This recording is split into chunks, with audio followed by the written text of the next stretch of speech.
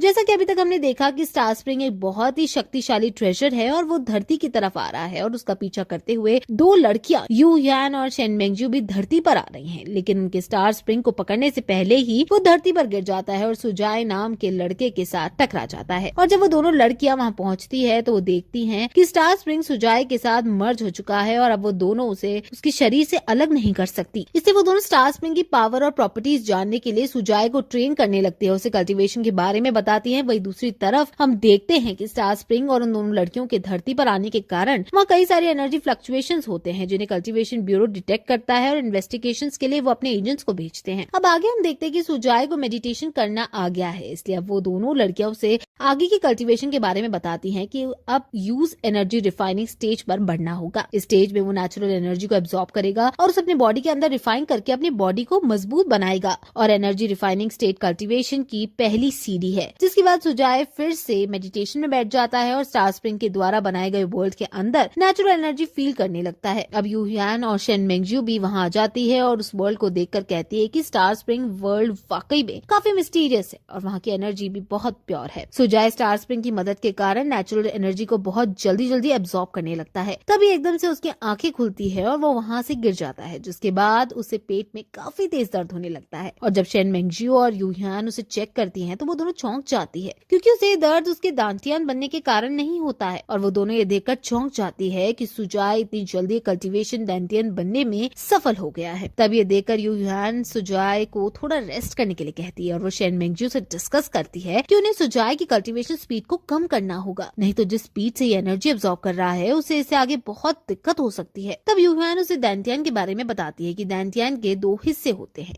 एक ऊपरी हिस्सा और एक निचला हिस्सा। जहाँ ऊपर के पार्ट में स्पिरिचुअल सेंस होता है तो वही नीचे वाले पार्ट में स्पिरिचुअल पावर होती है। अभी सुनकर सुजाय उसे दांतियन के बारे में पूछने लगता है तो वो बताती है कि दांतियन एक ऐसा पॉइंट होता है जहाँ पर कल्टीवेटर्स अपनी सारी एनर्जी को स्टोर करते हैं और जरूरत पड़ने पर वहाँ से अपनी एनर्जी को पूरी बॉडी में सर्कुलेट करते हैं। इससे दांतियन किसी भी कल्टीवेटर की जिंदगी का सबसे इम्पोर्टेंट हिस्सा होता है और दांतियन के बिना कोई भी कल्टीवेशन नहीं कर सकता। ये दांतियन हर किसी के पेट के निचले हिस्से में होता है। इससे दांतियन बनने के बाद सुजाय को पेट में दर्द होने लगेगा। फिर वो उसे आगे बताती है कि कल्टीवेशन के दौरान हम एनर्जी को अपने मेरिडियंस में एब्जॉर्ब करते हैं, जहाँ हम उसे स्पिरिचुअल पावर में रिफाइन करके दांतियन में स्टोर कर लेते हैं। और वो लोग जो पहली बार कल्टीवेशन स्टार्ट करते हैं उनके दांतियन में कई सारी इम्प्योरिटीज आ जाती हैं और जब स्पिरिचुअल पावर उन इम्प्योरिटीज को हटाती है तो हमें पेन फील होता है। इससे तुम्हें जितना ज्यादा पेन फील होगा तुम उतने ही कम टैलेंटेड होगे। लेकिन ये सारा प्रोसेस बहुत स्लो होता है, इससे लोगों को इसमें ज्यादा पेन नहीं होता, लेकिन तुम अपनी कल्टीवेशन में बहुत जल्दी आगे बढ़ रहे हो, इससे तुम्हें एकदम से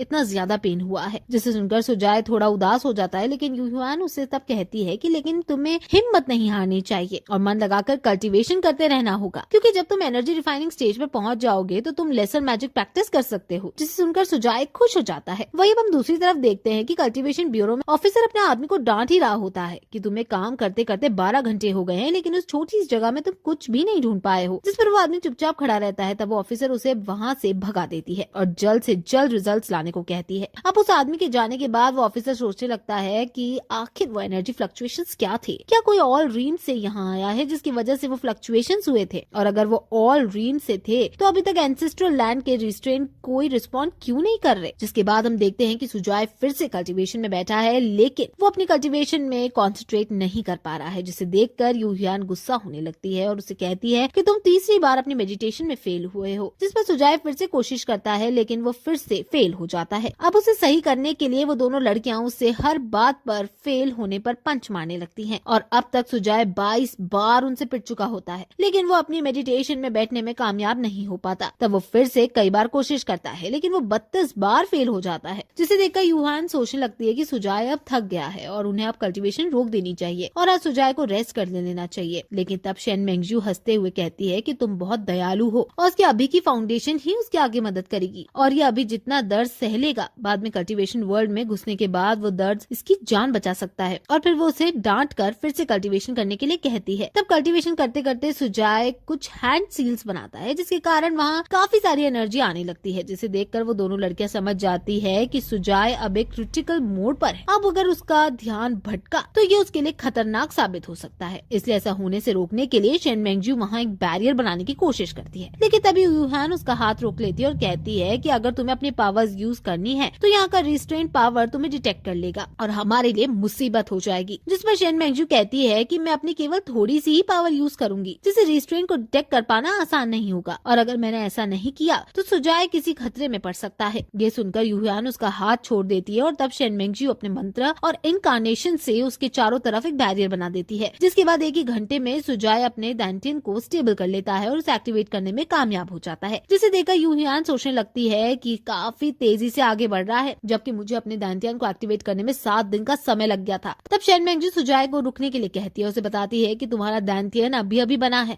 और उसे स्टेबलाइज होने में समय लगेगा, इसलिए तुम्हें अब आराम कर लेना चाहिए। जिसके बाद सुजाए वहाँ से उठकर अपने कमरे में सोने के लिए चला जाता है, जिसे देखकर वो दोनों कहने लगती हैं कि अगर सुजाए बेड पर सो रहा है तो वो दोनों कहाँ सोएंगी, लेकिन सुजाए उनका वेट किए बिना ही सोने चला जाता है। वहीं दूसरी तरफ हमें एक मिस्टीरियस फिगर को उड़ता हुआ दिखाया जाता है। वो एकदम से रुककर कहता है कि जैसे ही वो यहाँ एंसेस्ट्रल लैंड पर पहुंचा है तभी उसे बूढ़े मॉन्क ने उसका पता लगा लिया है, और ऐसा कहकर वो वहाँ से गायब हो जाता है। उसके बाद हम देखते हैं कि अगले दिन सुबह सुजाए अपने कमरे में नीचे धरती पर सो रहा है और तभी वो एक सपना देखता है कि उसके ऊपर स्टार स्प्रिंग आकर गिरा है, जिसके बाद उसके पास की सभी मॉडर्न टेक्नोलॉजी धीरे धीरे पुराने टाइम में बदलती जा रही है और वो एक अलग ही दुनिया में पहुंच गया है, जो कि स्टार स्प्रिंग का वर्ल्ड है। और वहाँ पर 2 मिस्टीरियस फिगर आकर उस पर अटैक करने लगे हैं और उस स्टार स्प्रिंग को छीनने की कोशिश करते हैं। तभी अटैक में उनके हुड हट जाते हैं और हमें पता चलता है कि वो दोनों कोई और नहीं बल्कि यूयान और शेन मेंगजू है। वो दोनों फिर से सुजाए पर अटैक करने लगती है और स्टार स्प्रिंग सुजाए को वहाँ से बचाकर भागने लगता है। तभी शेन मेंगजू सुजाए को अपनी फॉर्मेशन में बंद कर लेती है और यूयान उस पर अपनी तलवार से अटैक करती है, लेकिन तभी स्टार स्प्रिंग जो कि उसके हाथ में होता है वो एकदम से उसकी बॉडी के अंदर घुसता है, जिससे सुजाए की बॉडी में कुछ चेंजेस आते हैं और वो काउंटर अटैक करके उन दोनों के अटैक्स को फेल कर देता है। तब हम देखते हैं कि सुजाए का ऑरा एकदम से चेंज हो जाता है और वो हवा में उड़ने लगता है और अपना एक हाथ ऊपर करके एक फॉर्मेशन बनाता है जो कि बहुत बड़ी होती है, लेकिन वो ये सब नींद में ही सोच रहा होता है और नींद में ही अपना हाथ ऊपर उठा लेता है, जो कि ऊपर बेड पर सो रही यूहान से टच होता है, जिस पर वो गुस्सा होकर उसे मारने लगती है और उसकी नींद की सतह साथ उसका ये प्यारा सपना भी टूट जाता है। अब उनकी लड़ाई खत्म होने के बाद शेन मेंगजू से बताती है अब तुम्हारा दांटियन स्टेबलाइज हो चुका है और अब तुम कल्टीवेशन की एनर्जी रिफाइंड स्टेज पर हो, और अब जब एनर्जी तुम्हारे मेरिडियन से होती हुई तुम्हारे दांटियन तक पहुंच जाएगी तब तुम एनर्जी रिफाइनिंग की लेवल 1 पर होगे, और जब वो एनर्जी तुम्हारे दांटियन में बादलों की तरह घूमने लगेगी तब तुम लेवल 2 पर होगे, और फिर जब वो एनर्जी बारिश की बूंदों की तरह हो जाएगी तब तुम लेवल 3 पर पहुंच जाओगे। 4th लेवल पर वो एनर्जी तालाब की तरह होगी और उसके बाद नदी की तरह, जिसके बाद वो एक झरने की तरह बहने लगेगी, और एनर्जी रिफाइनिंग की सबसे लास्ट लेवल में वो एनर्जी समुद्र की तरह विशाल हो जाएगी, जिसको लेवल 9 कहेंगे। अभी तुम लेवल 1 पर हो, इसलिए तुम्हें अभी एनर्जी अब्सॉर्ब करके अपने मेरिडियंस और दांटियन को स्ट्रॉन्ग बनाना होगा, जिसके बाद वो एनर्जी तुम्हारे दांटियन में स्टोर होगी। फिर शेन मेंगजू से आगे बताती है कि इंसान के शरीर में 72 मेरिडियंस और 8 स्पेशल मेरिडियंस होते हैं, इसलिए अब तुम्हें अपने सारे के सारे मेरिडियंस को ओपन करके अपने दांटियन को स्ट्रॉन्ग बनाना होगा। तब सुजाए फिर से मेडिटेशन में बैठ जाता है और तब शेन मेंगजू उसे कल्टीवेशन टेक्निक सिखाने लगती है, जिसका नाम डार्क मेंटल